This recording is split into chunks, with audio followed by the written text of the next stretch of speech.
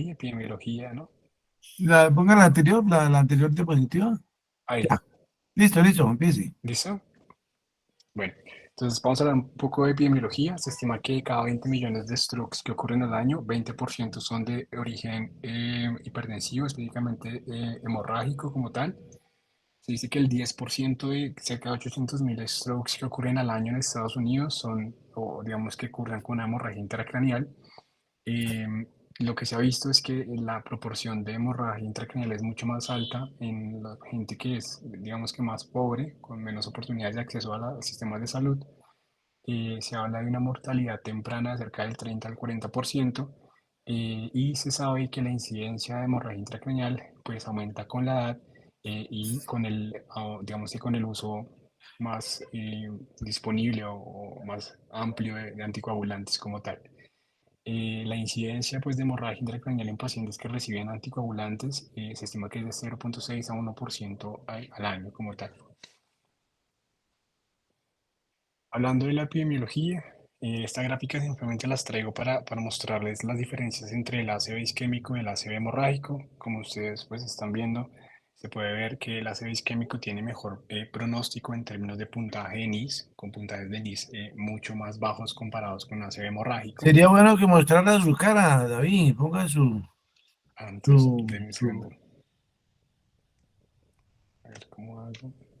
No, no es más sino oprimir el botón que permite la cámara. Eso. Ahí, ahí me ven. Claro, así le da más Eh, credibilidad a lo que está hablando. Siga. bueno, esperen, entonces les voy a presentar acá. Entonces, como les decía, lo que ustedes ven en la gráfica es simplemente para mostrar la diferencia que hay entre el ácido isquémico y el ácido hemorrágico. Como ustedes se están dando cuenta, generalmente el ácido isquémico se asocia a mejor pronóstico, con unos puntajes de NIS menores, y cuando uno mira el desenlace funcional, pues lo que uno ve es que se asocia a resultados de la escala modificada de ranking de mucho mejor, es decir, tiene mejor pronóstico. Si puede hablar un poquito más duro, le agradezco, por favor. O acercarle Es que de verdad está muy bajito el volumen. A ver, ahí se escucha bien. Sí, dale a ver. Listo. Entonces, bueno. Entonces, en cuanto a la etiología, digamos que hay dos grandes causas de sangrado de hemorragias intracraneales. Una es de origen aterosclerótico y la otra es por angiopatía amiloide. Generalmente, pues la aterosclerosis hace referencia a una hialinización concéntrica que ocurre a nivel de la pared del vaso, que afecta generalmente lo que son las arteriolas penetrantes, sobre todo de sitios profundos como ganglios de la base, tálamo, tronco cerebral y núcleos cerebelosos profundos. Entonces, lo típico es que una hemorragia hipertensiva que sea de causa aterosclerótica ocurra en estos territorios profundos, pero a pesar de que esto es lo más común, pues también se han descrito territorios de sangrado lobares que son más afines con un origen de angiopatía amiloide. Dentro de los factores de riesgo se conoce que está pues, ser hipertenso, tener diabetes y la edad como tal del paciente, siendo pues más prevalente la hemorragia hipertensiva entre los 45 y los 70 años aproximadamente. También se sabe que es mucho más común la hemorragia hipertensiva de causa aterosclerótica en la población asiática. Cuando uno mira la segunda etiología, se habla de la angiopatía amiloide. Esta es causada por el depósito de la beta amiloide sobre las paredes arteriales y los capilares de las lectomeninges. Luego esto explica por qué el sangrado por angiopatía amiloide es mucho más común en la corteza cerebral y en los hemisferios cerebrales, a diferencia de lo que uno espera en la causa aterosclerótica. Digamos que adicionalmente a esto, se sabe que el sangrado de origen, o digamos que como causa de la angiopatía amiloide, es mucho más común, tiene más riesgo de recurrencia comparado con el de origen aterosclerótico. Y entre los factores de riesgo conocidos está que el paciente tenga más de 55 años, que tenga una mutación o del genotipo, o una mutación conocida de las alelos epsilon 2 y epsilon 4 de la polipoproteína E, y población occidental tiene mucho más riesgo de presentar hemorragias intracraneales como, digamos que secundaria a una angiopatía amiloide. ¿Me están escuchando bien ahí? Sí, Sí, sí. listo. Entonces, dentro de los criterios diagnósticos de la angiopatía amiloide están los criterios de Boston, Si ustedes se dan cuenta, la mayoría, pues para hacer un diagnóstico preciso hay que hacer un examen post-mortem, ¿sí? Si uno, digamos que es estricto y mira la sensibilidad y la especificidad de estos criterios diagnósticos, hay un problema muy grande y es que la sensibilidad es demasiado baja. Luego esto hace que cerca de la mitad de los pacientes con angiopatía amiloide que no cumplan los criterios, pues no se diagnostiquen realmente sobre el origen del sangrado como tal. Entonces es una falencia que tienen los criterios de Boston, pero es los únicos criterios que se tienen actualmente para pensar en una angiopatía amiloide como tal. En cuanto a la fisiopatología del sangrado intracraneal, pues es muy parecida a lo que ocurriría en cualquier tipo de lesión que genera un efecto y aumento de la presión intracraneal. Hablamos de una lesión primaria, que es secundaria a ese hematoma intraparenquimatoso, que va a generar un efecto de masa que conlleva pues, a un aumento de la presión intracraneal, hidrocefalia, ya sea por efecto de masa o por digamos que la migración o el paso del sangrado a nivel ventricular. Hay un aumento del hematoma en fase inicial porque el mismo hematoma intraparenquimatoso genera un efecto mecánico sobre los vasos que están alrededor del sitio de sangrado principal. Todo esto, pues si no se hace mayor intervención, va a conducir a un desenlace final que es una herniación cerebral.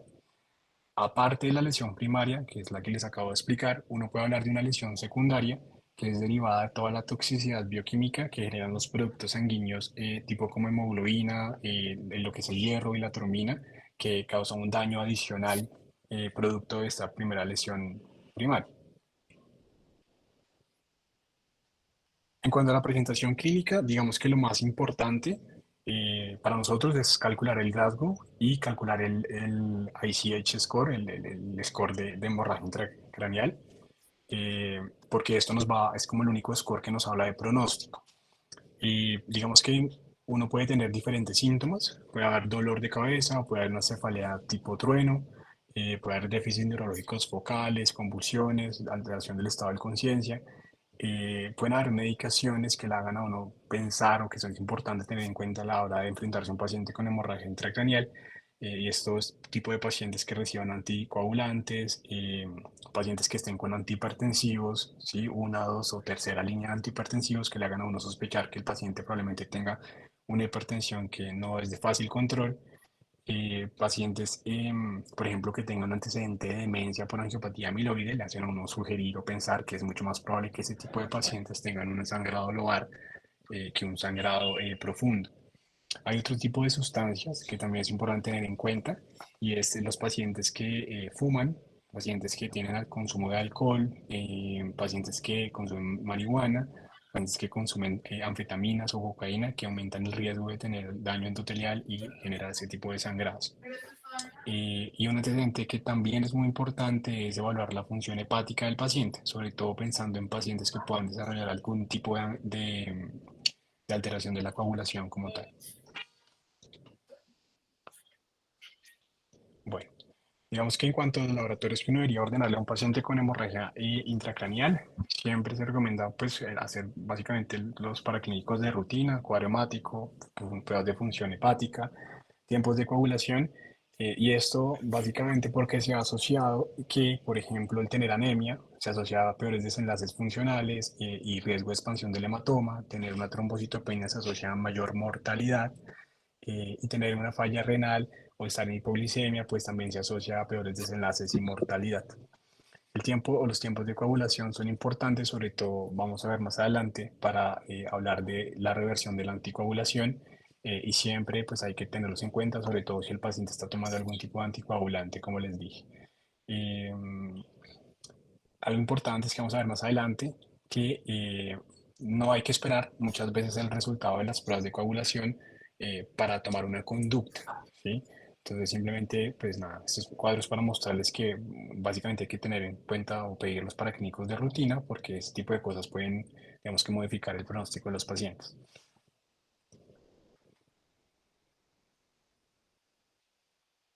Bueno, en cuanto a los hallazgos imagenológicos, digamos que hay una serie de criterios que, bueno, digamos que la guía, bueno, la principal parte de la charla, que olvidé decirles al principio, se basa en la recomendación más sólida de la última guía de práctica de la AJA respecto a manejo de la hemorragia intracraneal.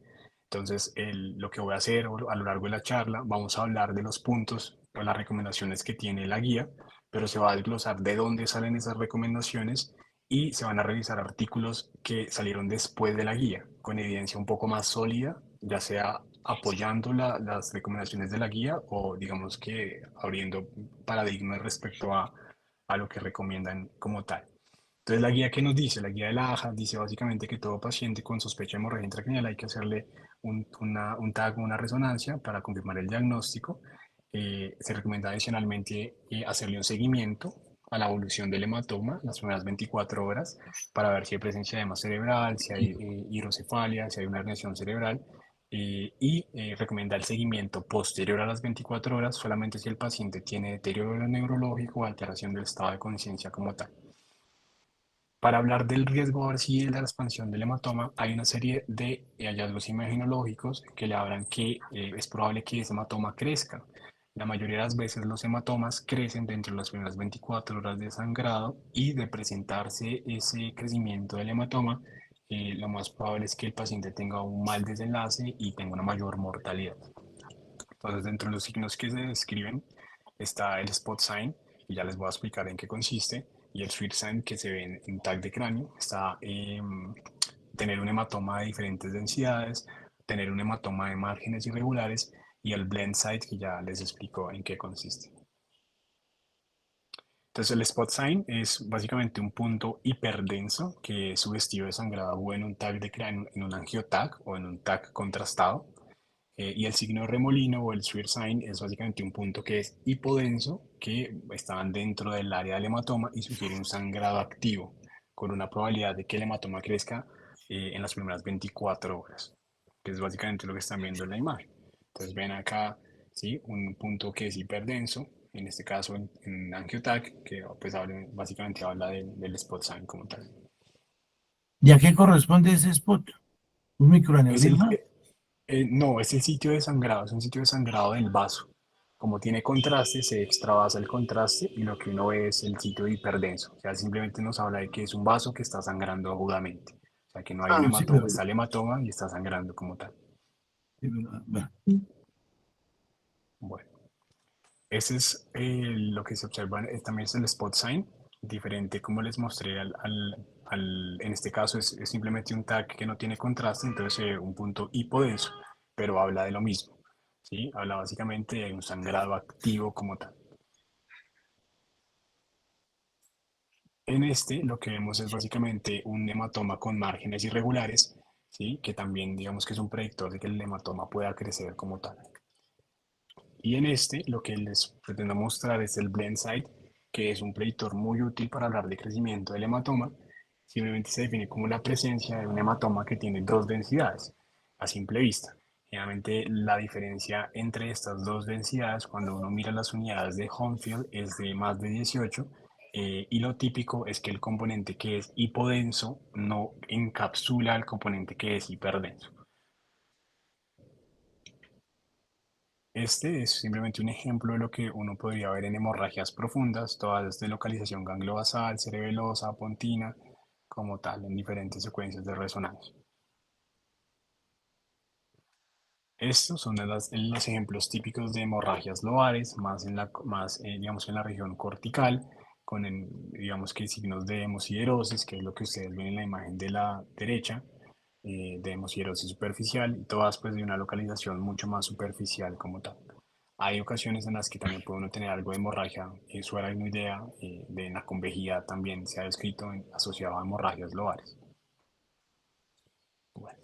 En cuanto al diagnóstico, la guía es muy enfática y nos dice lo siguiente. Entonces, mire, dice todo paciente que tenga características imaginológicas que sugieran una hemorragia intracraneal cuyas causas macrovasculares como aneurismas, fístulas durales, cavernomas sean una posibilidad, hay que hacer una imagen para saber si el sangrado como tal es de origen hipertensivo asociado a una enfermedad por aterosclerosis o angiopatía versus una causa macrovascular. Entonces la guía dice, hay que hacer una angiotac y una venografía a todo paciente que tenga una hemorragia lobar y tenga menos de 70 años. Todo paciente que tenga una hemorragia profunda o de fosa posterior y tenga menos de 45 años y en los pacientes en los que se tiene de 45 a 70 años que tengan hemorragia profunda o cerebelosa, pues, pero que no tengan antecedente de hipertensión. Si ese angiotac es negativo, uno podría, digamos que pudiera hacerle una angioresonancia para descartar causas adicionales como vasculopatías, cavernomas. Y si esa angioresonancia también es negativa, uno puede definir si le hace luego una panangiografía para descartar finalmente las lesiones. Eh, digamos que muchas veces no es necesario llegar a la panangiografía porque el angiotac y la angioresonancia tienen muy buena sensibilidad. Generalmente la sensibilidad y la especificidad son mayores al 90%. Eh, digamos que algo interesante es que al que sí hay que hacerle una panangiografía de forma directa, saltándose el angiotac y la angioresonancia, es al paciente que tiene una hemorragia intraventricular sin hemorragia intraparenquimatosa. ¿Sí? Si esa panangiografía es negativa y no se tiene como tal un diagnóstico microvascular de aterosclerosis o angiopatía amiloide, lo que se puede hacer es repetir una nueva panangiografía a los 3 y a los 6 meses, 3 o 6 meses, para ver posibles lesiones ocultas como tal. Siempre está indicada la panangiografía cuando hay un hallazgo anormal en el angiotac o en la angioresonancia. Y digamos que siempre, como les digo, basado en el sangrado, en el tamaño, la localización, calcular el... Ahí me están viendo. No, se salió a la pantalla. Ahí, ¿se ve? No, o sea, Nada. dejó de presentar, pero a usted sí lo Ahí, estamos viendo. ahí, sí están viendo la, no, pues la presentación. La presentación no. Acabo Déjenme de yo ver qué pasó. cerrarla.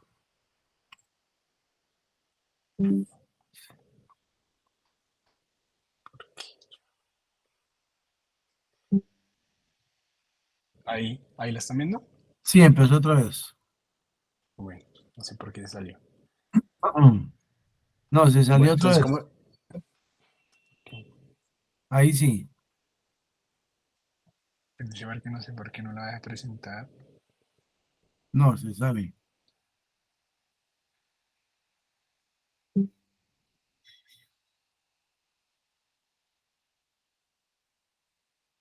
Ahí están viendo mi pantalla. Sí.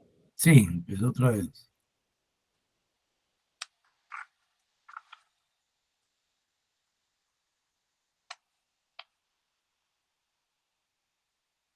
Ahí ven mi pantalla. Sí, sí. Ahí la están Ya, viendo. perfecto.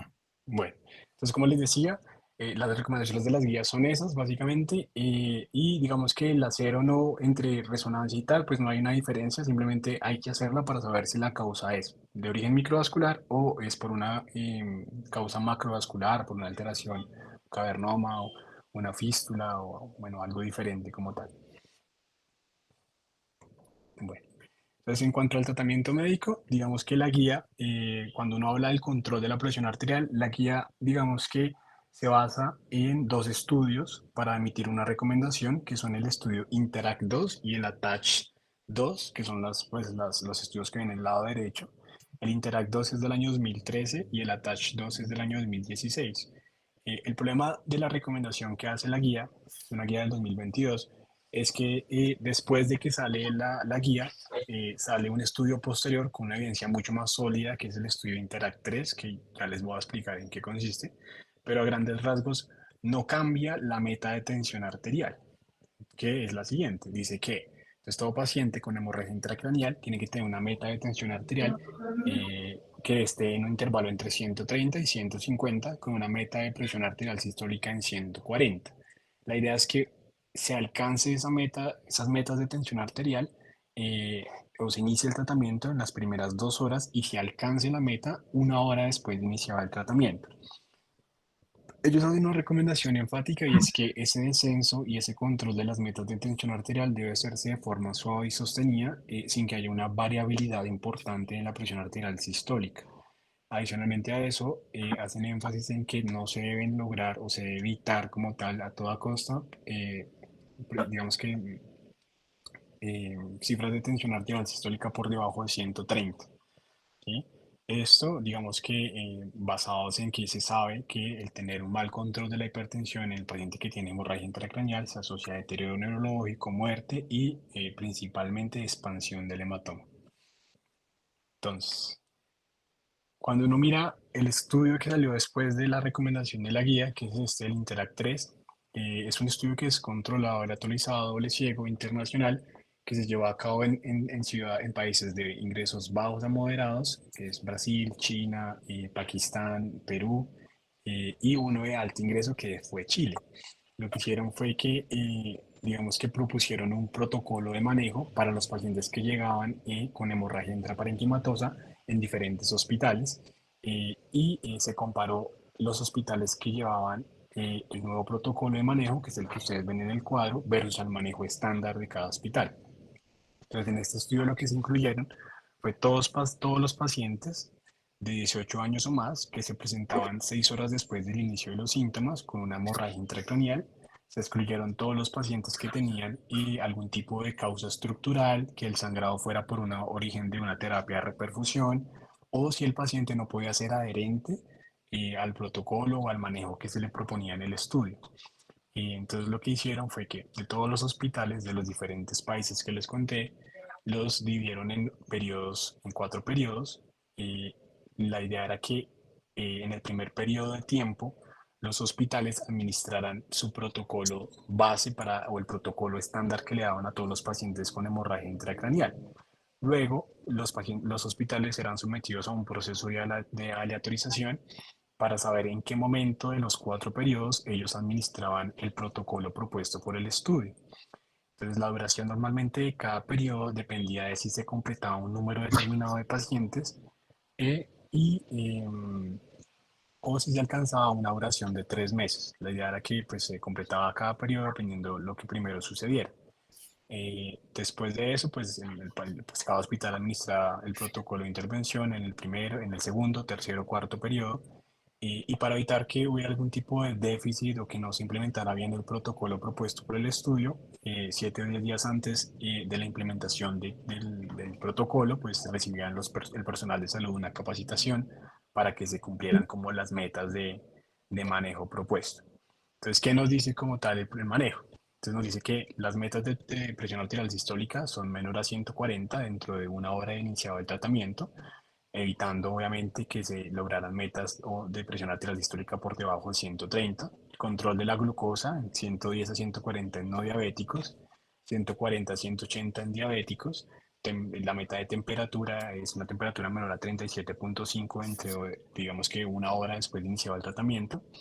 Y todo paciente tenía que ser revertido si estaba anticoagulado, ya sea con plasma fresco congelado o concentrado de complejo protombínico, con la meta de obtener un INR por debajo de 1.5 dentro de una hora de iniciado el tratamiento.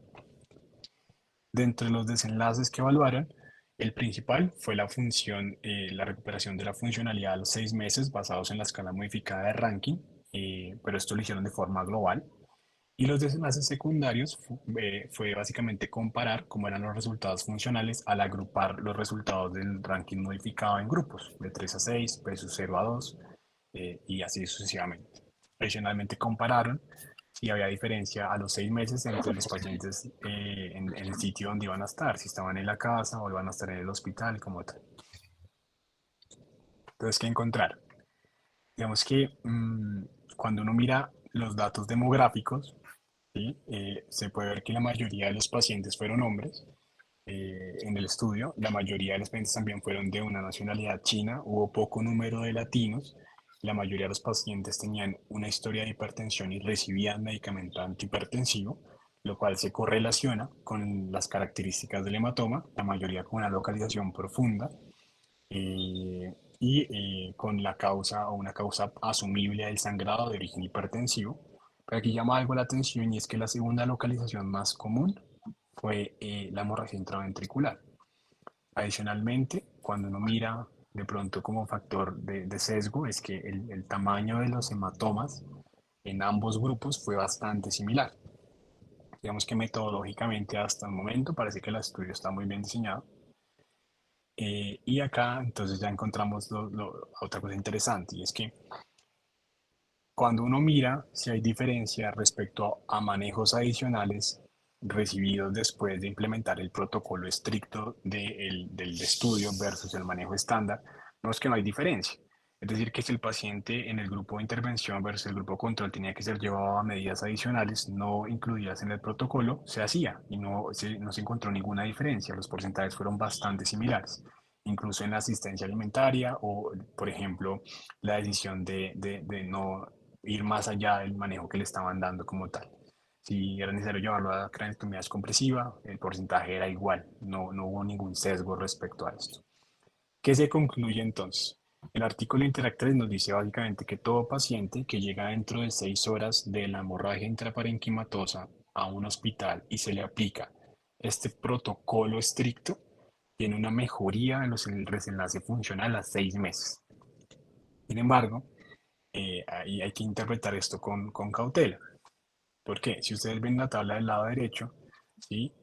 El desenlace primario nos muestra que mejora el desenlace en la escala de ranking de manera global en el grupo de intervención y en el grupo control a los 6 meses, pero cuando uno hace el análisis secundario se da cuenta que probablemente la mejoría en la escala de ranking se deba a que los pacientes obtuvieron más puntajes de 0 a 2 y menos puntajes de 6, que es equivalente a muerte.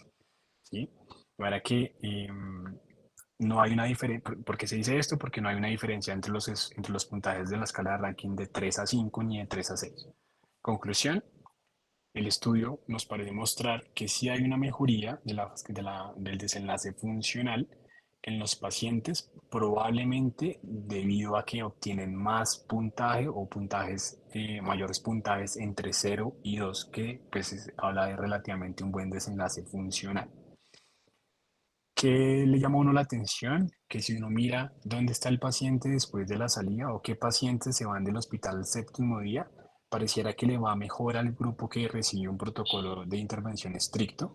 Sin embargo, hay un sesgo acá y es que solamente se registró la salida de los pacientes hasta el día 7. De manera que si un paciente en el grupo estándar salía al día 8, pues no se tenía en cuenta y esto pues es un sesgo para interpretar que le va mejor al que se le hacía un protocolo estricto. ¿Dónde estaban los pacientes a los 6 meses? No hay diferencia. Entonces, no hay diferencia entre el que se intervino y no, eh, lo cual habla de que probablemente las tasas de discapacidad no sean tan buenas. ¿Sí? Es decir, que es más probable que a los 6 meses ambos sigan en el hospital y a los 6 meses ambos sigan o ambos estén en la casa, que es algo interesante. Pero en resumen, parece que hay una mejoría en la funcionalidad a los 6 meses a expensas de mayores puntajes en la escala de ranking de 0 a 2. Este que ven acá es una gráfica que se extrajo de uno de los primeros estudios que habló de control de la presión arterial en hemorragia intracraneal, que es el estudio Samurai ICH del año 2015.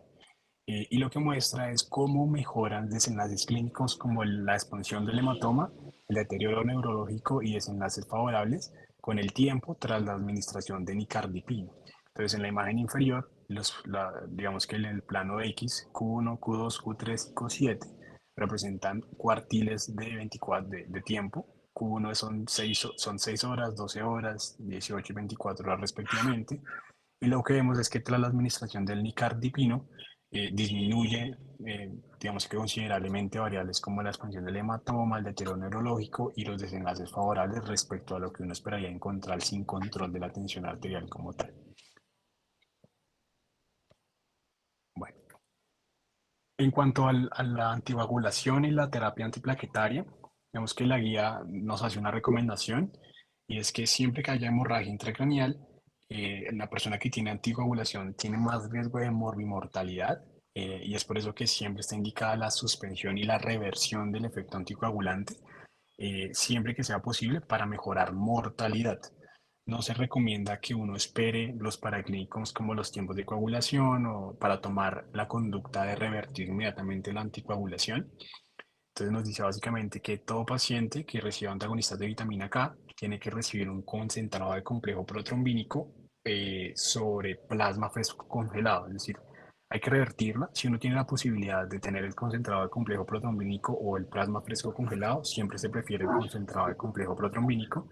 independientemente de la administración de uno o el otro, siempre tiene que ir posteriormente a la administración de vitamina K para evitar que haya un efecto de rebote en el INR. Cuando uno ya habla de inhibidores del factor 10 o inhibidores directos de la trombina, como el dabigatran, pues ya hay diferentes antídotos como tal. Entonces acá la gráfica nos dice que si el paciente lo tomó dentro de menos de 2 horas, una forma efectiva de revertir el efecto es administrar carbón activado. Si esto lleva más de 2 horas, pues se administrará el respectivo antídoto como tal. Saber que hay dos esquemas de Andexanet, pues uno lo puede buscar. Y para la reversión de las heparinas, pues nada, siempre administrar la protamina, sabiendo que 1 miligramo de protamina me revierte cerca de 80 a 100 unidades de heparina administrada. Otra recomendación importante que hace la guía es que en los pacientes que están recibiendo aspirina, están antiagregados con aspirina, uno solo tiene que, o sea, uno tiene que transfundirles plaquetas, solo si los va a llevar a cirugía, ¿sí? Porque el estar antiagregado solamente aumenta cerca del 30% la mortalidad en los pacientes que tienen hemorragia intracraneal. Y adicionalmente, no está acá, pero la guía también es enfática en no recomendar la administración de ácido tranexámico ni factor 7 con el objetivo de disminuir la expansión del hematoma. Entonces, simplemente dice, hay que revertir la anticoagulación como tal.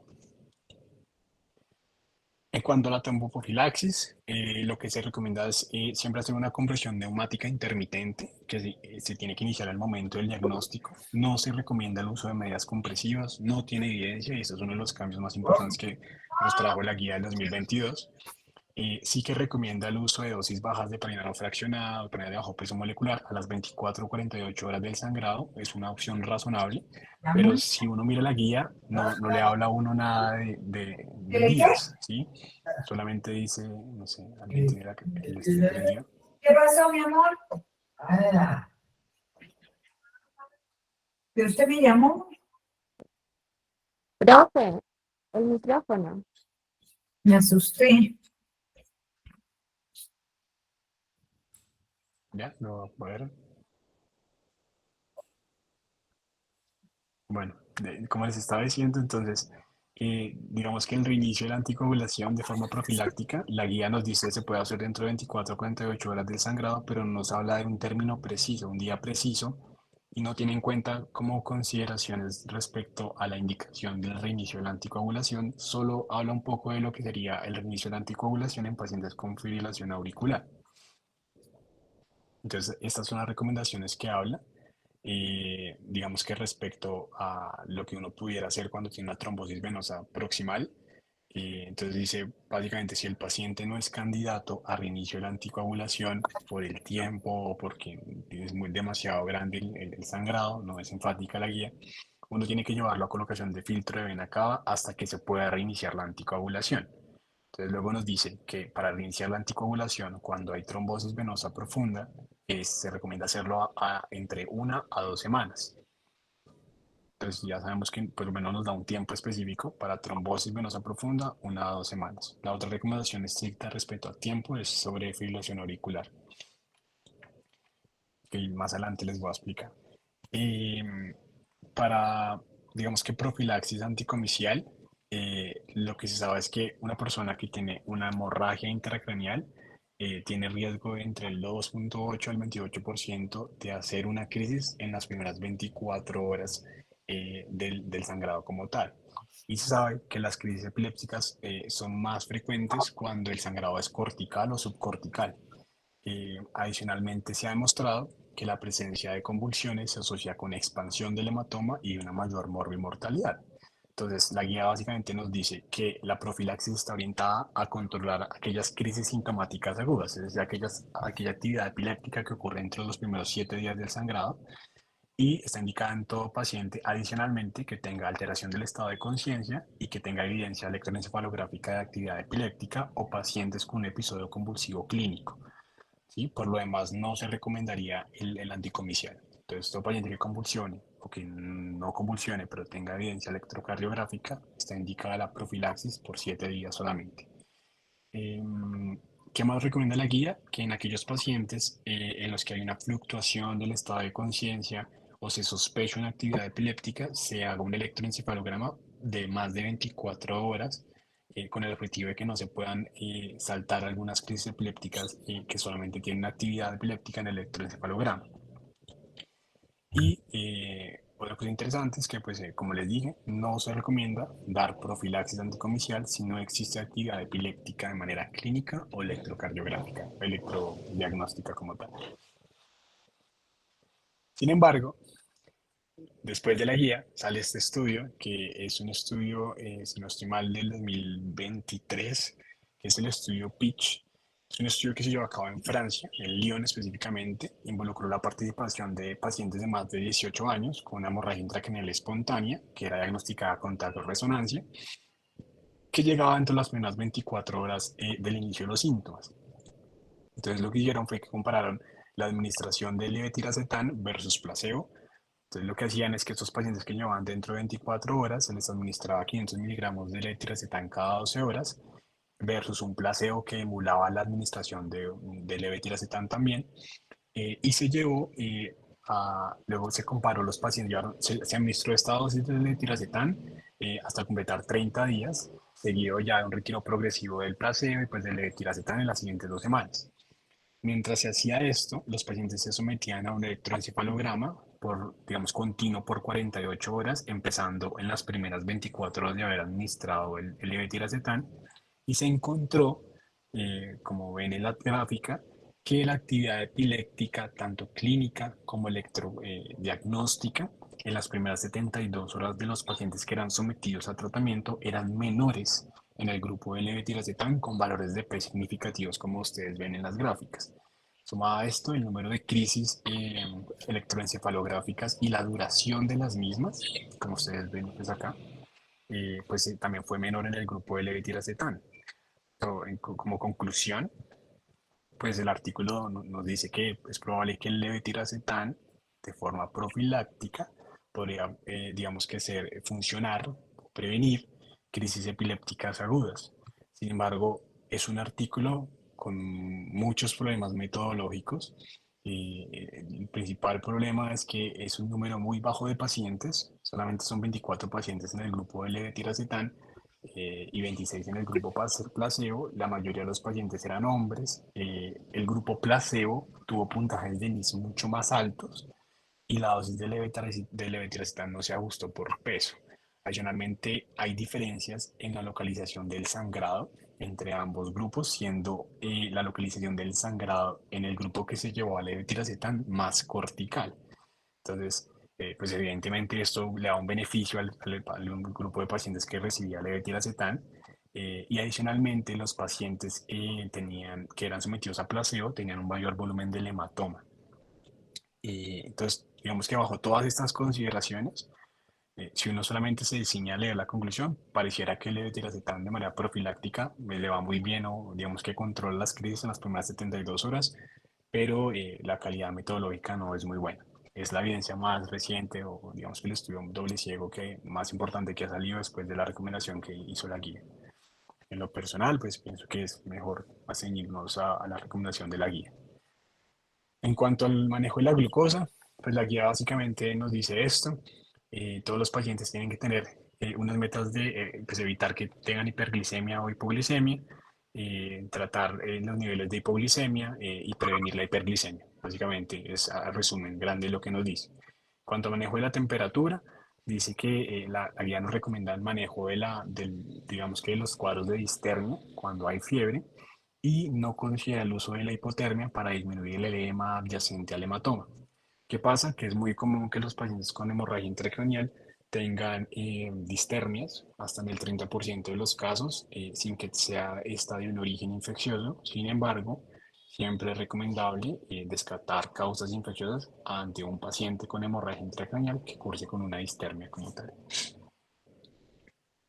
Bueno, en cuanto a la prevención y el manejo de complicaciones, se tiene que tener en cuenta que menos del 20% de los pacientes que tiene deterioro neurológico, o sea, alrededor del 20% de los pacientes con hemorragia intracraneal tienen deterioro neurológico en el servicio de urgencias, y cerca del 70% lo hacen las primeras 24 horas del ingreso. Entonces, basado en estas cifras, la guía nos dice que lo ideal es que todo paciente con hemorragia intracraneal sea vigilado en una UCI por al menos 72 horas. Y es por eso que la guía hace una recomendación enfática respecto a la monitorización cardíaca estricta durante las primeras 72 horas. Entonces, lo ideal es que un paciente con hemorragia intracraneal siempre esté en la UCI, sobre todo porque el riesgo de deterioro es muy alto en las primeras 24 horas. En cuanto al uso de la terapia hiperosmolar, no está muy establecida.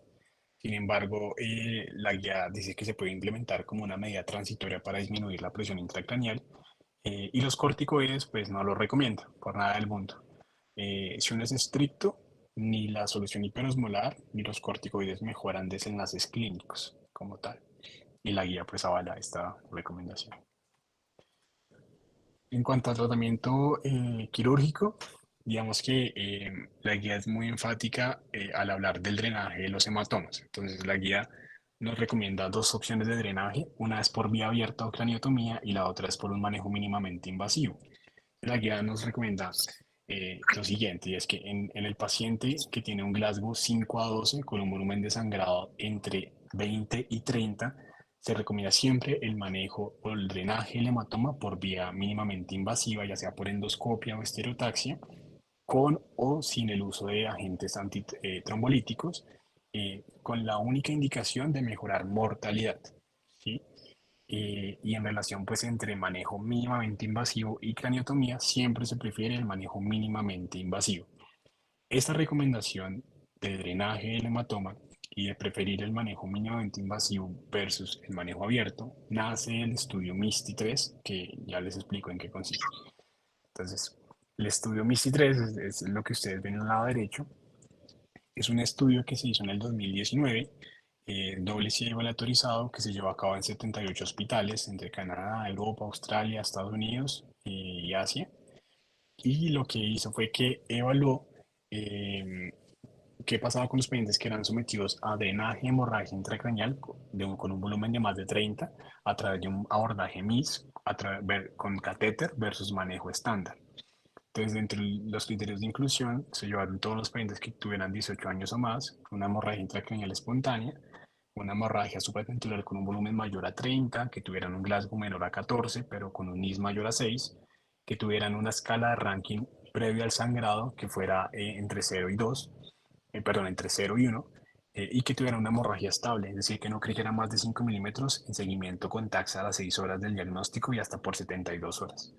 Que tuvieran un NIR por debajo de 1.3 y un PTT activado y una presión arterial normal. Entonces, ¿qué encontraron? Lo que hacían entonces estos pacientes, o lo que consistía como tal el drenaje MIS, era que hacían un Burhol y a través de este, bajo guía imagenológica, que no especifican si era TAC o resonancia, colocaban una cánula en los 2/3 del hematoma.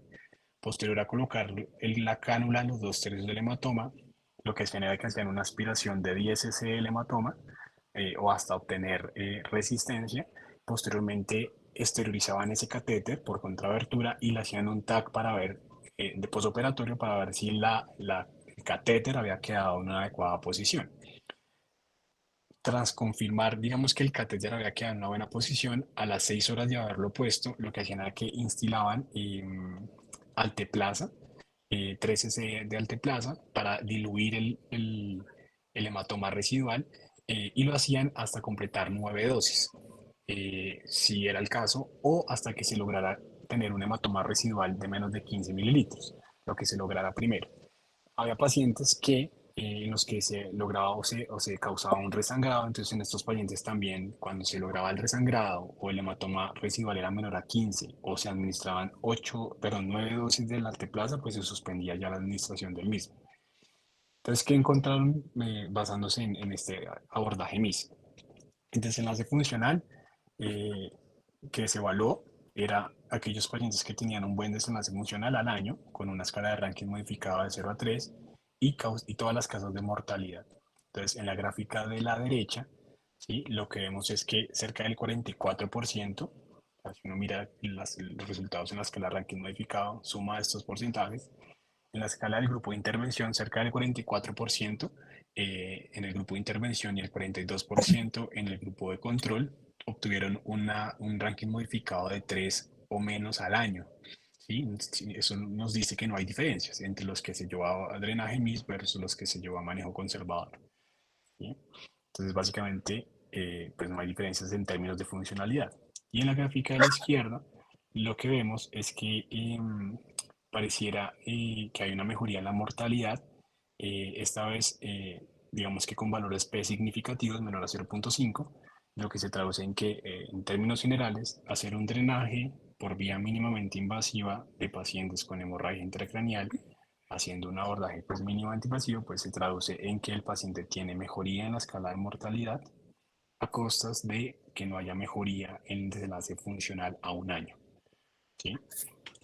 Una posible explicación que los autores asumen que explica por qué esto sucede es que el manejo estándar tuvo mayor número de hemorragias lobares, lo cual este grupo tuviera mejores desenlaces funcionales y no hubiera una diferencia marcada versus al grupo que se llevó a manejo mínimamente invasivo. Pero pues, se viendo que es una explicación muy, muy pobre. Entonces, en cuanto al manejo de la hemorragia intraventricular, la guía básicamente nos dice, todo paciente que tenga hemorragia intraventricular, que tenga hidrocefalia, tiene que ser llevado a una aireación ventricular externa.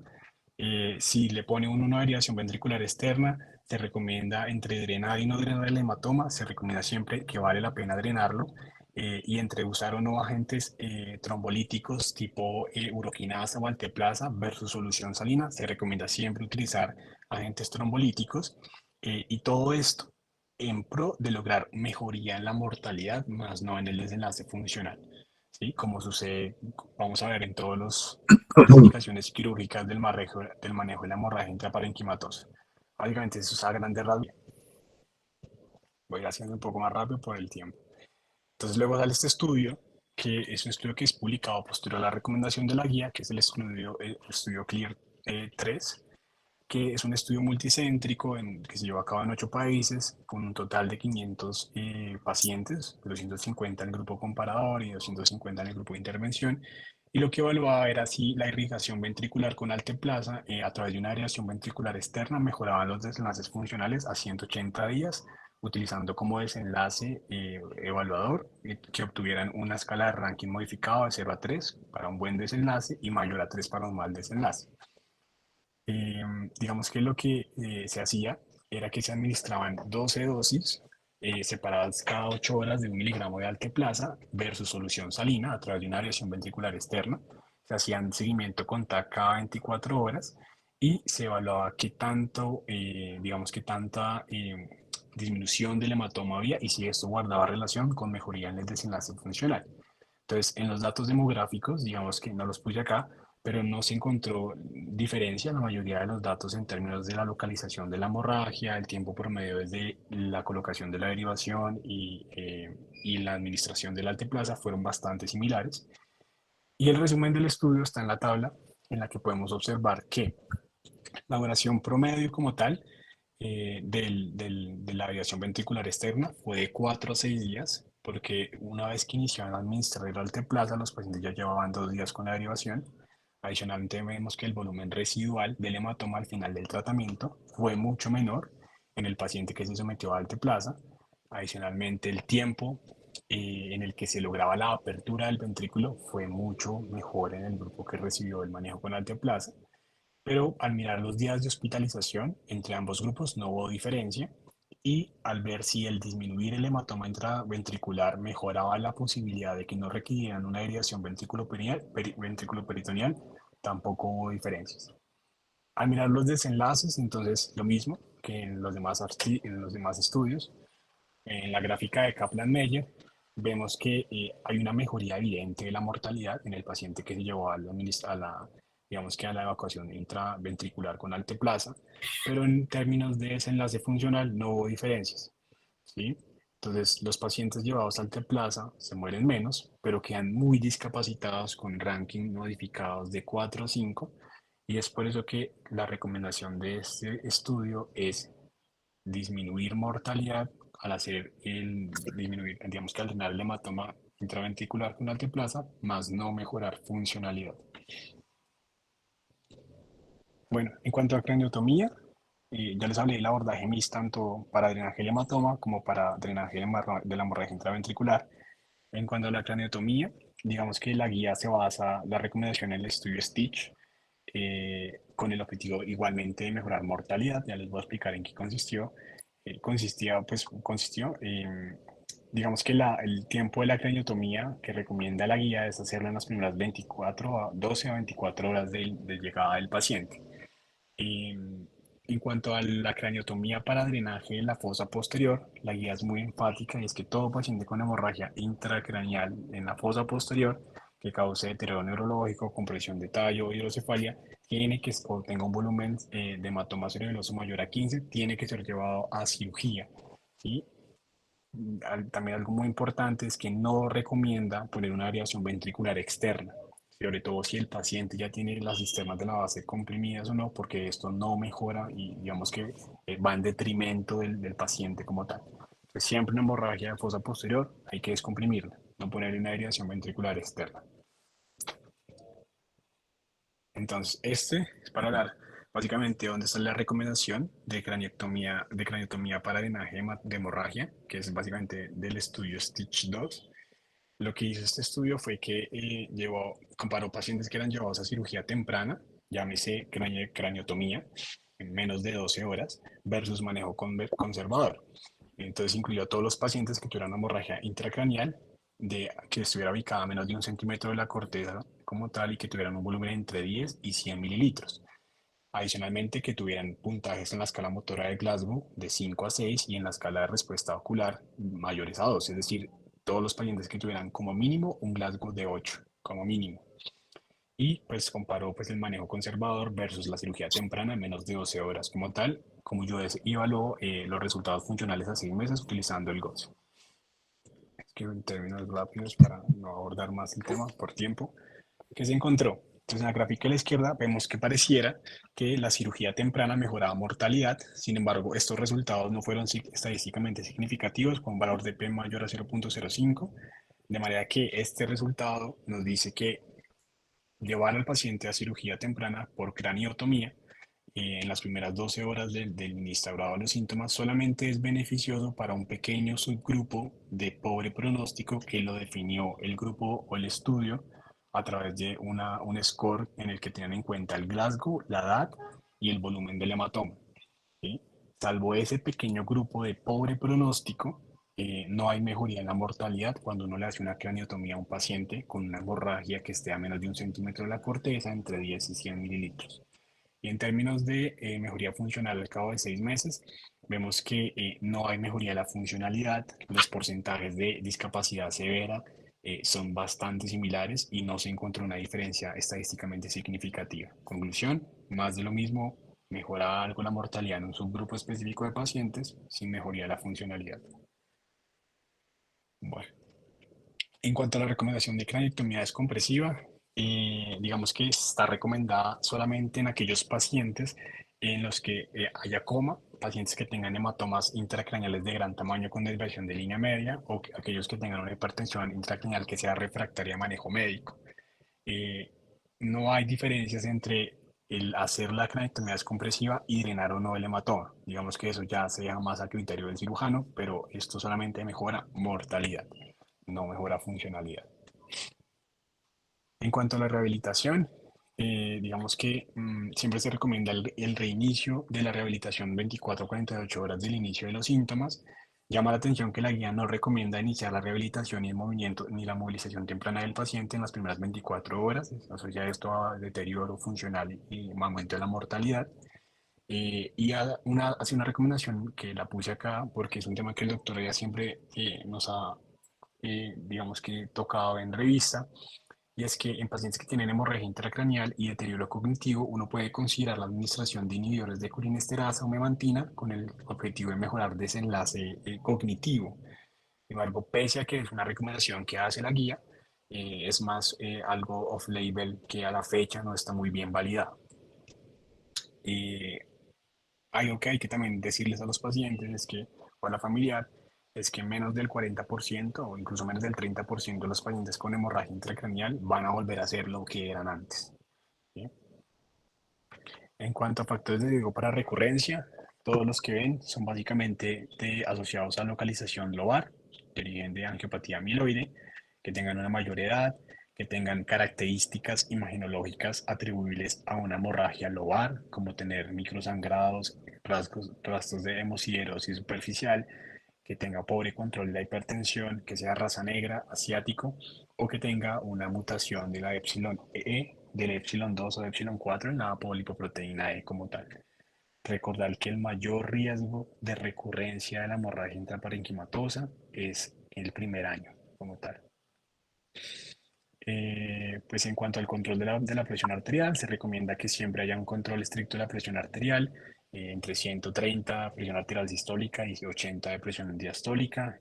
Se sabe pues que el paciente que no tiene un control de la presión arterial tiene más riesgo de resangrado como tal.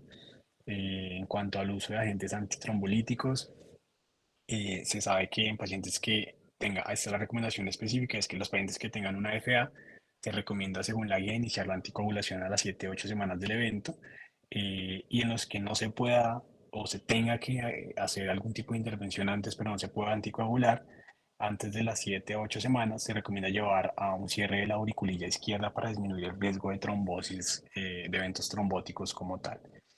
Entonces, si recordamos, las dos recomendaciones grandes de la guía es pacientes con trombosis venosa profunda, 1 a 2 semanas se puede iniciar la anticoagulación, pacientes con fibrilación auricular, 7 a 8 semanas después del evento, en los que no se pueda esperar las 7 a las 8 semanas, llevar a cierre de la auriculilla para disminuir el riesgo de eventos trombóticos. No se habla de más patologías como tal. Y es entonces cuando uno encuentra este metaanálisis, que es la evidencia más reciente después de que se salieron las recomendaciones de la guía, que nos habla de que el paciente que tiene fibrilación auricular se puede llevar a inicio de la anticoagulación 30 días después del inicio de los síntomas.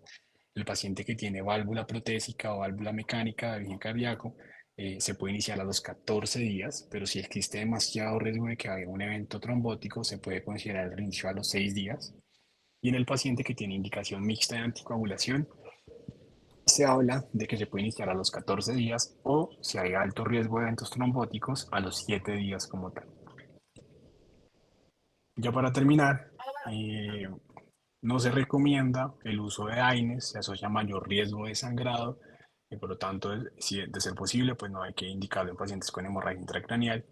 Y en cuanto a los cambios de vía del consumo de alcohol, se recomienda que el paciente debe tener actividad física, dejar de fumar y reducir el consumo de alcohol, así como tener una dieta saludable para disminuir sobre todo recurrencia de hemorragia intracraneal. Y ya, esto sería todo lo que les quería contar.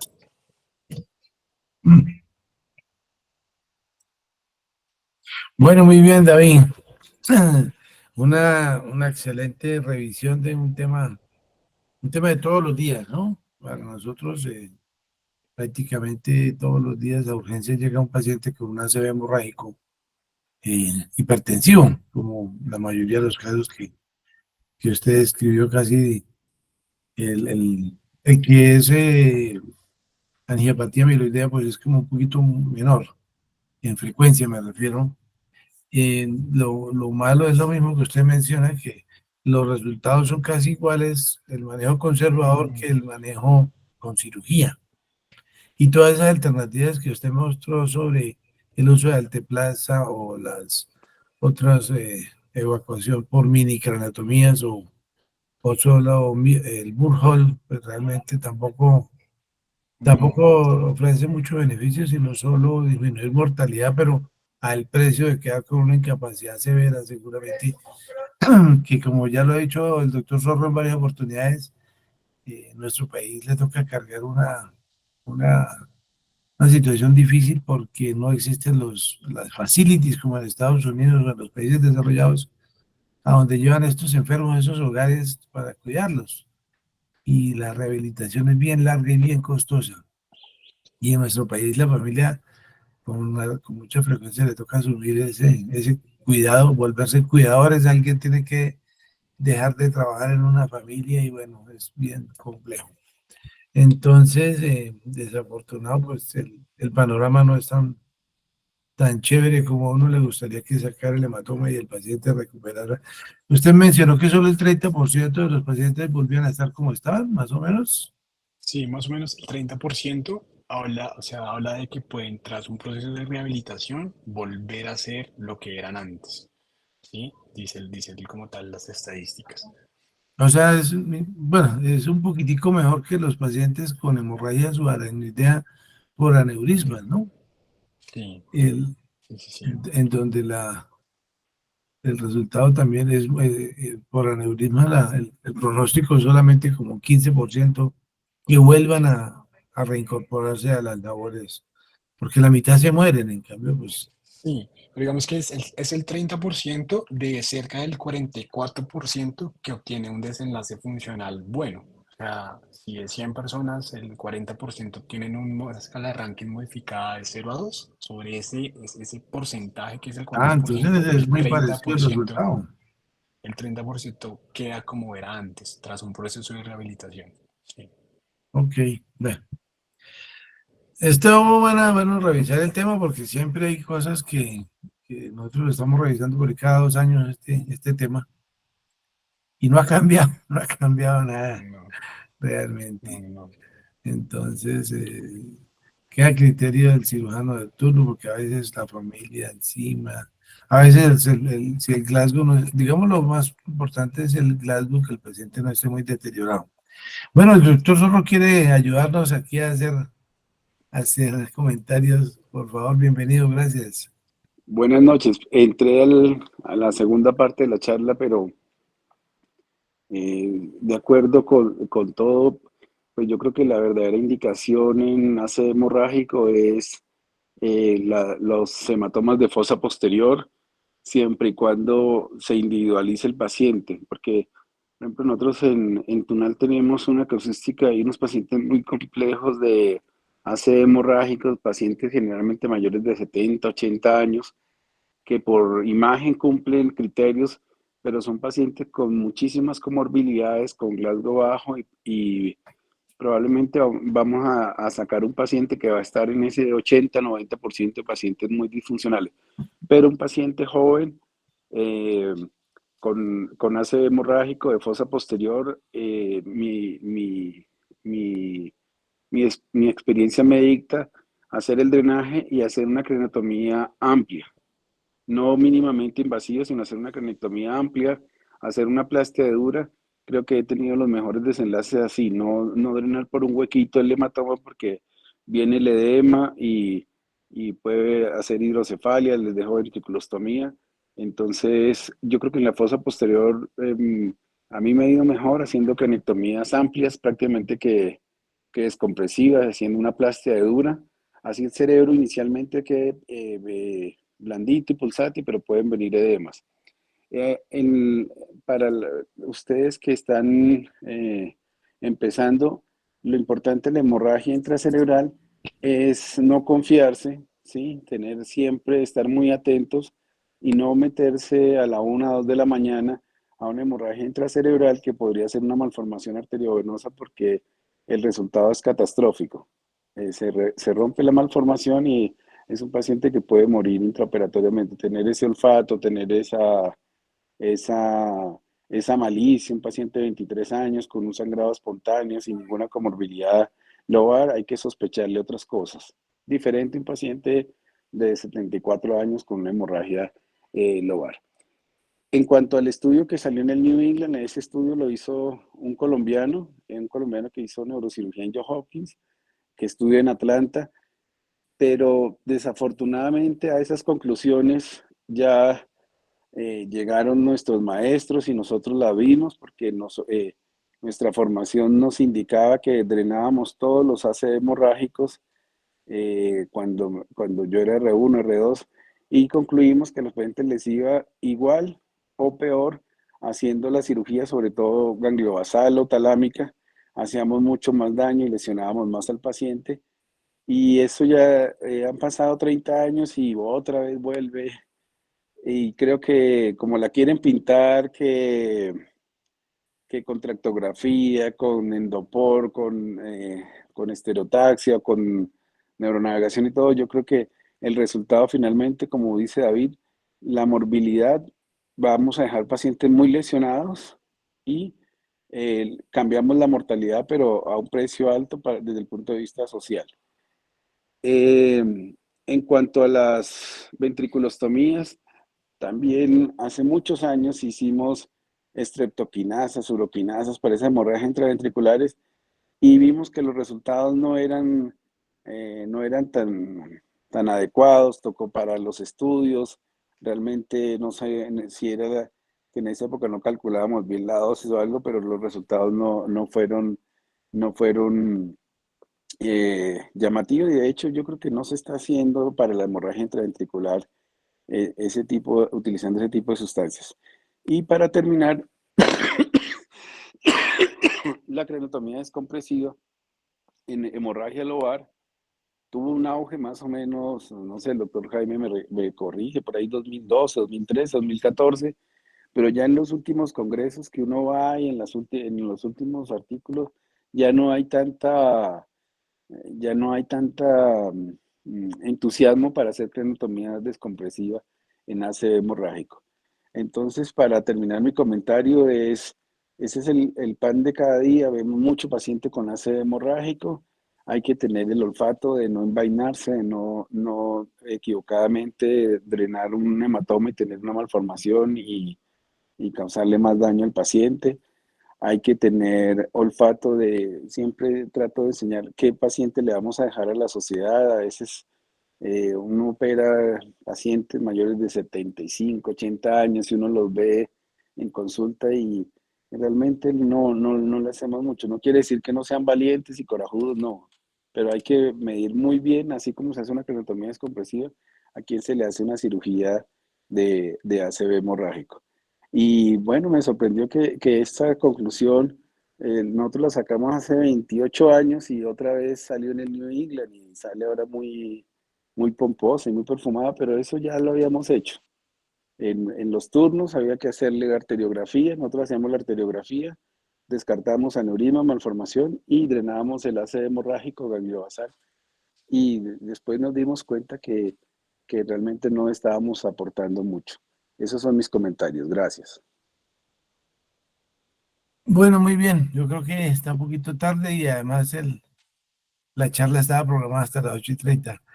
Entonces, vamos a dar por concluida la sesión. Muchas gracias y felicitaciones nuevamente, David. Que descansen. Bueno, hasta Gracias. luego.